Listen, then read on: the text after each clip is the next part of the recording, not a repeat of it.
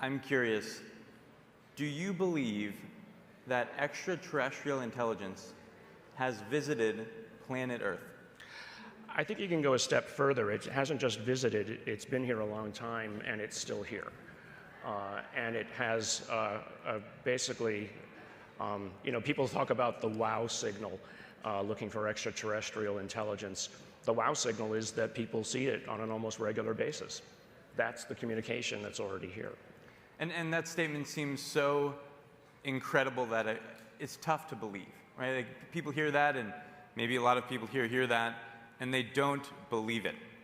And so I'm curious, if you had to assign a probability to that statement, that you believe extraterrestrial intelligence has visited this planet, what probability would you assign?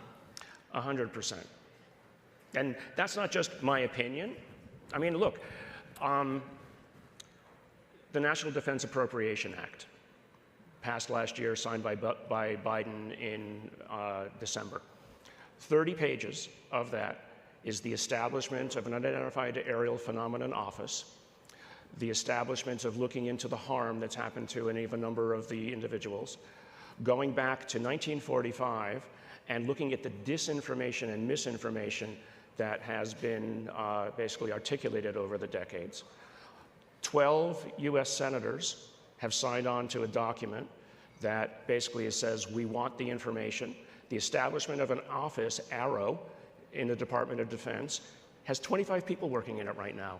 And what's their goal? Collecting the information across all of the U.S. Department of Defense intelligence offices, and collation of that into a uniform format for the very first time, and provision of that then to Congress, the creation of a whistleblowers program specifically that allows people from within, I'm going to say this, who've been working on the reverse engineering programs, reverse engineering of objects, so that they can come in and break their oaths, but it's specifically just to talk to Congress and give that information in classified settings.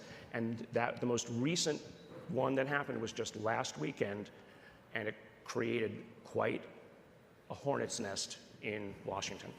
And so let's just create kind of like a logical framework here. So we start at the top, we say now there's 100% probability that extraterrestrial intelligence has visited Earth. Now we have to go down to why that statement may be true, why you believe that statement is true. What is the evidence?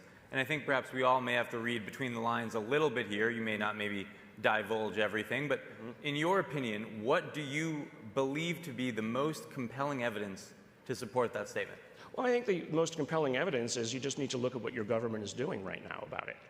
I mean, just go and look at the number of politicians, and this is interesting, on both sides of the aisle who have come together and signed off on this statement. I mean, I was involved last year with putting together some of the wording of the NDAA, which was passed into law.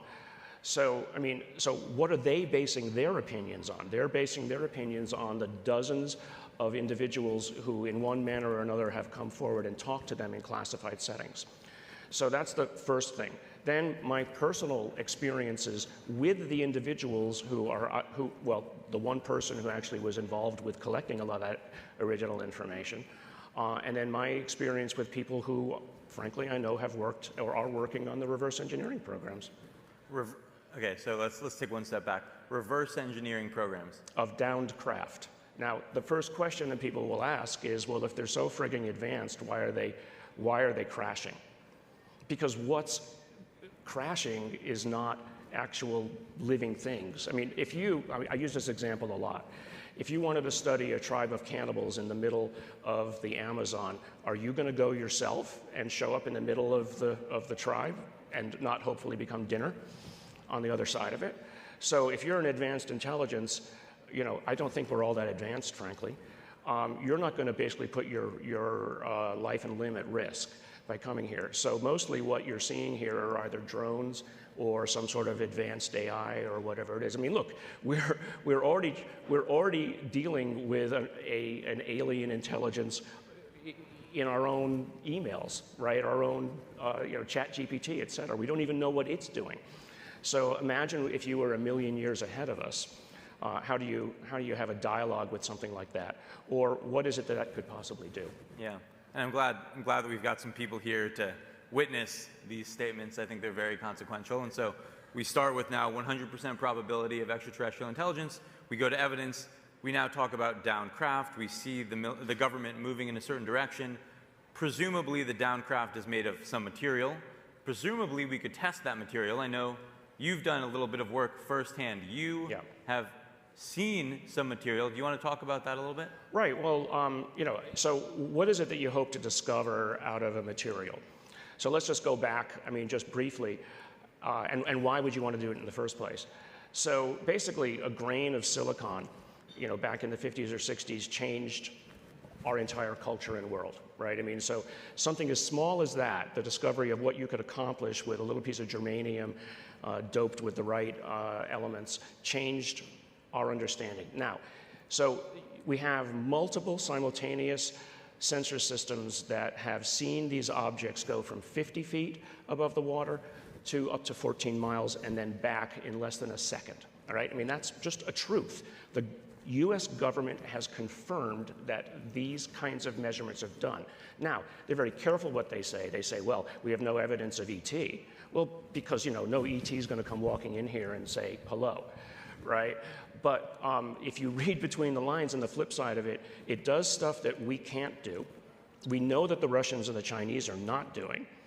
And so if you can go from 0 to 5,000 miles an hour and take a right turn and not end up squished like a bug on the windscreen on the other side, if they have windscreens, then what is the physics that accomplishes that?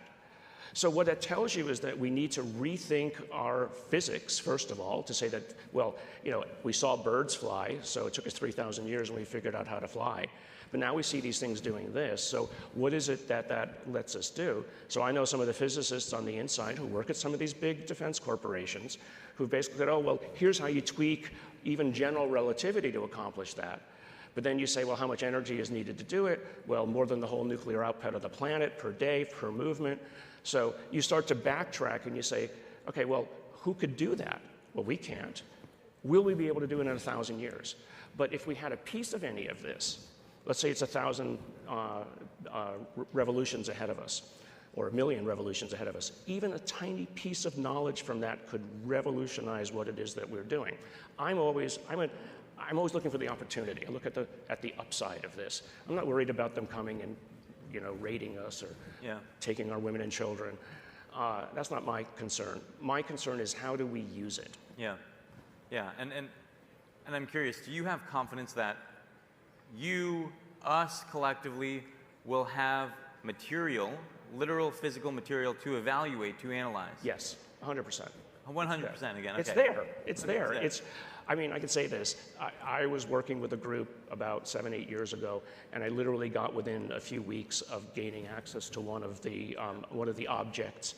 And when the people who didn't want us to gain access to it found out about it, they pulled some bureaucratic administrative tricks and snatched it away. It's wild.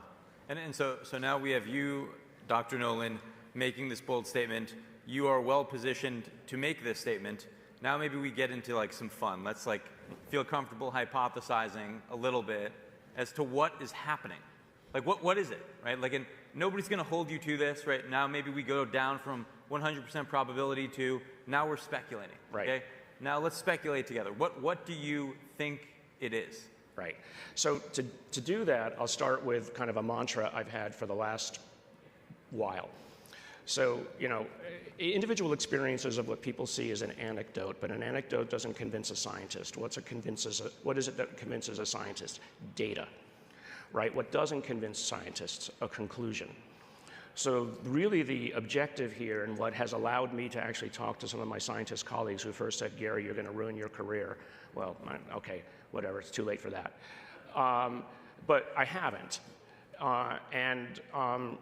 Because I basically say, look, if you and I can agree that the data is real, irrespective of what the potential conclusions might be, the hypotheses, then the onus is no longer on me to come up with an answer. Now it's also on you, because we're having a discussion about this. So it's believe the data, not the conclusion.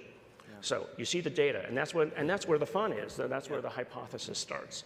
So, people have come up with all kinds of ideas, everything from future humans, future AI coming back to us because somehow they figured out time travel, to what's called the ultra-terrestrial hypothesis that they are part of.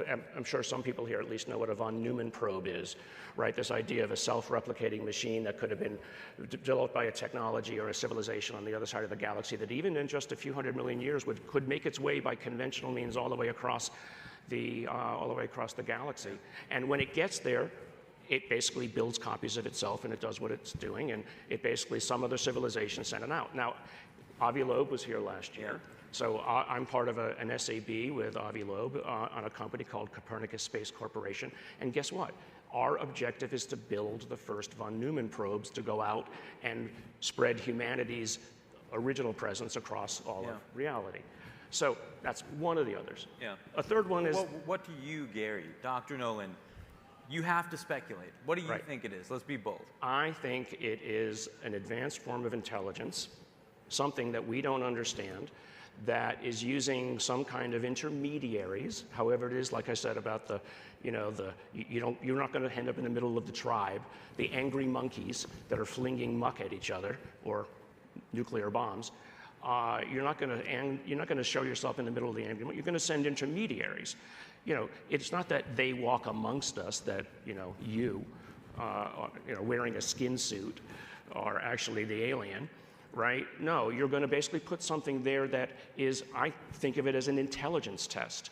Can you see what's in front of you for what it really is? Yeah. Can you see the anomalous data point that is there that you realize what it is? I mean, when the South American native tribes first saw the Spanish ships coming across the horizon, they didn't realize what it was. They couldn't see it for what it was. So, this is, as I said before, this is the kind of the wow factor. That they're showing up, they're saying, well, who amongst you are intelligent enough to realize what it is that you're looking at? Yeah. They don't have to land on the White House lawn. We can always make the joke about, is there intelligence in D.C. at all, right? You just need to show yourself to enough to acculturate. Yeah. Now, if you've been around for a long time, and this is something that I do think has been, they've been around for a long time, they are affecting our culture, right? It's actually often thought that many of the religions that we think of as the most important have been part of this process. I mean, there are so many tangents to go down. We have about 1 minute and 45 seconds. Wow. We've covered a lot, though. I think what you just said feels like it has strong parallels to religion, to what's happening with AI right now, to the simulation hypothesis. Like, they all are kind of saying something very, very similar here. Right. And I guess I'm curious, right, as we wrap this up, what happens next? Well, what happens next is, what you're actually seeing is what's happening next is the professionalization of this, right? It's not just me. I have many now scientists with whom I'm working, right? There's Ryan Graves, who was one of the pilots that saw some of the objects in those videos. He's got the American Institute of Aeronautics and Engineers, 50,000 strong organization. He's got a group within them, as well as a 501c3 for civil aviation. Yeah. We've used, and I'm just going to be honest, we've used the threat narrative that these things are showing up repeatedly. This is today. They're showing up repeatedly around our ships. So I think the objective has been to make it okay to talk about it. Yeah. Because we made it okay to talk about it, we opened the apertures on the filters on the sensor systems. That's what partly led to the seeing of those Chinese balloons. You wouldn't have seen them if it weren't for that. Yeah. Right? Because we created laws that said it's time to open the apertures, because they were only looking at particular flight paths of things that look like a missile or a plane. So that's the next part. I'm frankly involved with the development of a 501c3 myself. We're calling it the Sol Foundation. And our objective is to actually write policy papers for governments, and commercial enterprises to basically give them the opportunity to think about it. It's not that it's going to happen tomorrow. It's a slow release process, we think, but to basically give that opportunity. And then to develop, what I'm doing actually is developing novel kinds of materials analysis pipelines for basically analyzing the material which is in the public sphere or the semi-public sphere, but then also frankly, as a goad and a lure to bring in those who do have the stuff behind the scenes so that they can say, oh, okay, because I want to see it published. Yeah. I don't want to see it behind the scenes anymore. Yeah.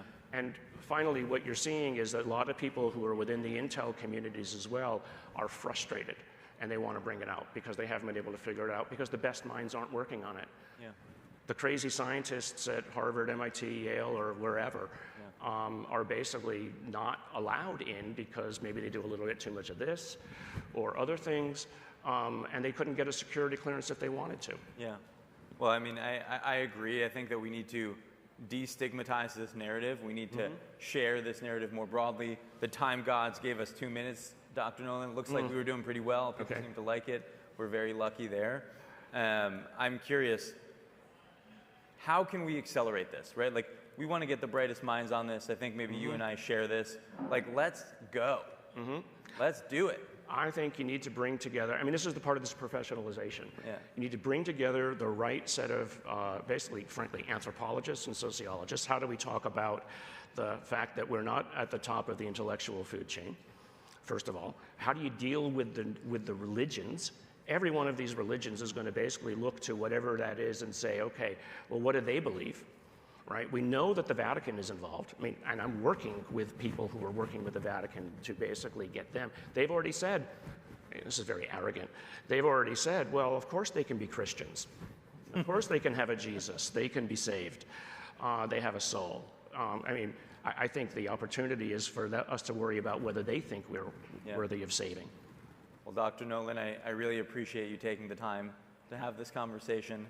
I appreciate all of you coming on this journey with us.